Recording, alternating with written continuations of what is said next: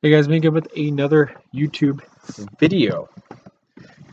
This time, give me one moment. I'm gonna put a blanket behind my back. I'm leaning against a picture frame that I have on my wall of a Lego Dimensions poster, and it's like the bottom part of it is coming out. So if I put a blanket behind my back, I shouldn't have that problem. Excuse me. Anywho, today we're going to be taking a look at what has to be the magnus opus of my AR-15 styled rifles. There are, by and large, a good amount of things that are both correct and wrong about this rifle in particular. This is my first field stripping rifle, and I am happy to say that. I am glad that I am able to say that. And let's just kind of get into it, because there's a lot to talk about. There's a lot of areas that work and don't work, and I am readily able to admit that as I need to, because I am sure some of you can already detect which areas do and don't work. So this started as a dream to build a highly accurate lower receiver. That just kind of is so accurate that you really, there's no ifs, ands, or buts about it. It is the most accurate lower receiver ever built. So that started here with this magwell. This magwell seats a 3-stud wide magazine. You can see the magazine release here. But it is it's not 5 studs wide. It is somewhere between 4 and 5 studs. I believe this is 3, and then I believe these 2 plates make 4, but it's not exactly 5 studs wide either. So I really wanted to do that. On top of that, I wanted to get a working magazine release in here, which I did. You push on this button, which is fenced off over here with this H shape to release the magazine. Pretty basic there. You have your fire selector here. This is full autos, semi-autos up here. Safe would be back here. Again, like my Honey Badger, this side is nubbed down so that your trigger finger doesn't get impeded by it. Pretty basic brick-built trigger. And then there's just a couple different techniques going on here that are kind of complicated to wrap your head around. This magwell is held in place via technique right about up here, and then it's kind of scrunched all together using bracket pieces and 1x8s. You can see that this is what ultimately determines the angle. Pretty basic there. This section that connects is back to being 3 studs wide. The trigger guard is 2 studs wide. It starts out as 1 stud and then expands to 2 studs, and it's built out of Technic so that it just kind of locks into place as needed. You have this back here, which is built using side plates and upside down slopes, so that it kind of just works to get the angle that I wanted for the opening for the trigger. The grip here is 3 studs wide.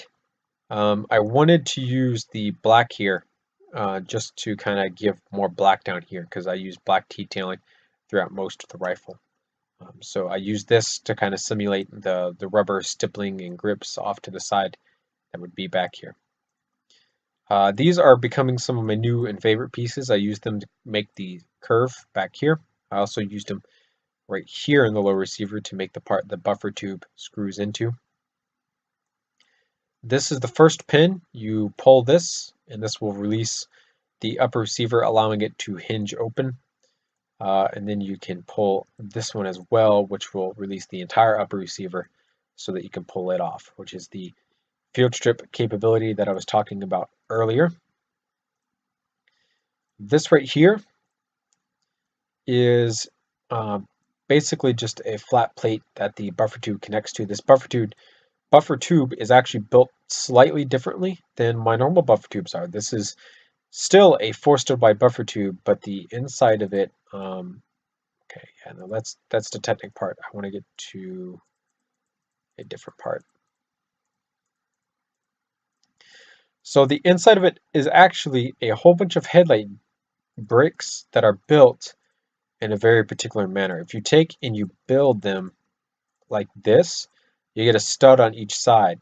And the way that I built the buffer tube, those fit inside of it between all these plates. These are large 2x16 plates with smooth tiles all around. And the whole buffer tube can fit over those, or the whole stock can fit over those. You have the stock adjustment piece right here. You push back on this lever. This can then come in or out. This is the same stock that I used on Ash's R4C. I simply took it and put it on this one. It looked great. Actually, it fit the overall theme of the rifle. I made it two-tone just to make it fit even more, and I like how it looks. This is a completely brand new upper receiver to accommodate a couple of different features. This is an enlarged shell ejection port. I usually do 6 or 7 stud long. This one is a full 8 as far as I know. Yeah, that's a full 8. This is the dust cover. It fits over it. The brass deflector is worked in here so that I could have used these pieces here. This is a working forward assist. You can, in fact, push this in just the slight amount of distance. If it's a very small amount of distance, but you can, in fact, push it in, which I would find nice. And then you have a bolt catch on the inside here. You can see that it just slowly peeks in there. And then no bolt and no charging handle. Those are pretty simple. I really don't need to make those guys to show you how those work. But a cool thing is that you can actually see the chamber. This is the barrel. It literally is right here. It goes throughout the whole length of the model and does not touch the handguard at all.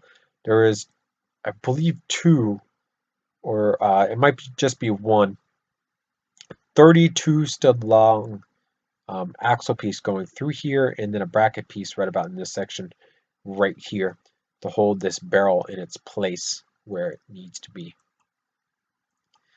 This section right here, where the